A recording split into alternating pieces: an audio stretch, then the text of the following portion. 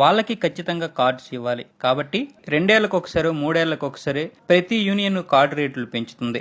Card rates ఎక్కువ ఉండడం వలన చాలా మంది కార్డులు తీసుకోరు. ప్రొఫెషనల్ గా స్థిరపడదాం అనుకున్న వాళ్ళందరూ కూడా కార్డులు తీసుకుంటారు. వాళ్ళు తీసుకోవడం వలన ఒకటి యూనియన్ కి ఫండ్ వస్తుంది. 2 కార్డు తీసుకున్న వాళ్ళు ప్రొఫెషనల్ గా ఉంటారు కాబట్టి వాళ్ళకి ఏ విధంగా అవకాశాలు ఇవ్వవచ్చు.